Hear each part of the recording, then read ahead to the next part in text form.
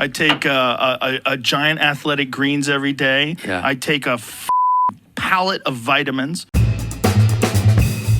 I'm Jonathan Milne from Newsroom.co.nz, and that's Joe Rogan, one of the loudest influencers in audio. He's one of the big name ambassadors fronting AG1, the world's favourite green supplement, and he's not the only one.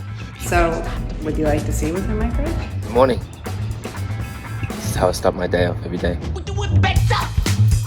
It all goes back to early last year when I discovered that the man behind AG1, the green supplement empire, is a bloke called Chris the Kiwi Ashenden. He's a billion-dollar business superstar you've never heard of. That's around. I knew I had something within 10 days of putting the whole bundle together into one scoop. And I knew I had something even further when other people tried it and said, hey man, this is really good stuff. Made to the strictest quality standards. Made in New Zealand. Made for just about everybody. If you're not following health and fitness and self-help influencers like Joe Rogan and Gwyneth Paltrow, then it may have passed you right by. Basically, it's a whole lot of vegetables and minerals and vitamins, dehydrated, ground up into a powder. You can mix it up for a morning shake, and it's not cheap. It's about $100 American a month. That's not bad. Given I've got to drink this for 30 or 60 days, I want to like it, and it's actually quite sweet. I got a little bit suspicious when Chris Ashenden's New York PR agency didn't want to front him up for an interview because, you know, what company doesn't want publicity for its product? So I started digging, and it took me a while because a lot of the court records and other stuff had been destroyed.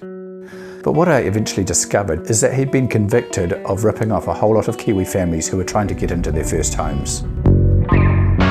Financially getting into it was looked really good, you know. Yeah, when you couldn't get a mortgage and you didn't have a deposit. So honestly, this was beautiful. Yeah. This was beautiful, and we were really excited. It just mortified me.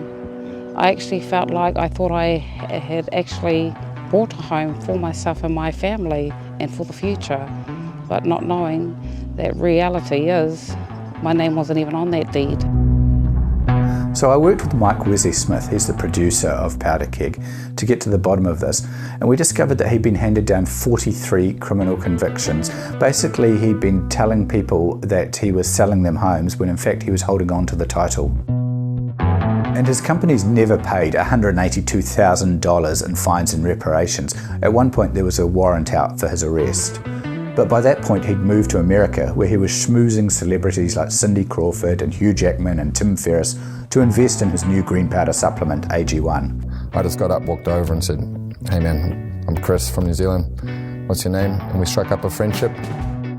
Well, basically it prompted me and Mike to look a little bit more closely.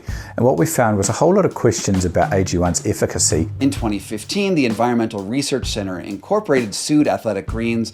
A second lawsuit, this one from 2020, also filed in California by Travis Edwards, who worked at Athletic Greens, claimed that he was fired because he reported to his superiors that he had discovered mold in the ingredients.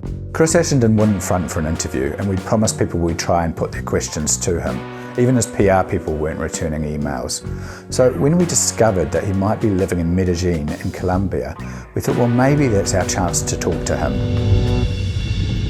The first thing everyone said to me was Medellin, as in Pablo Escobar's hometown, and it does still have one of the highest murder rates in the world. But instead of turning up there with Kevlar vests, we turned up there with our gym gear, because I know this sounds stupid, but we didn't know where he worked, we didn't know where he lived, but we did know where he worked out. We thought we saw him on the far side of the gym. It looked like him, wearing his blue t-shirt, doing his cable chops just like in his Insta videos, and me and Mike were like, it's him. So with my microphone at the ready, I walk on over to him and we were pretty psyched, and then walked a bit closer and it wasn't him.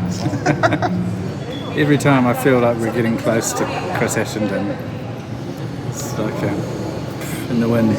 After going all that way, then we get a tip that he's actually meeting with his executive at Playa del Carmen near Cancun in Mexico. And we're like, we've got this far.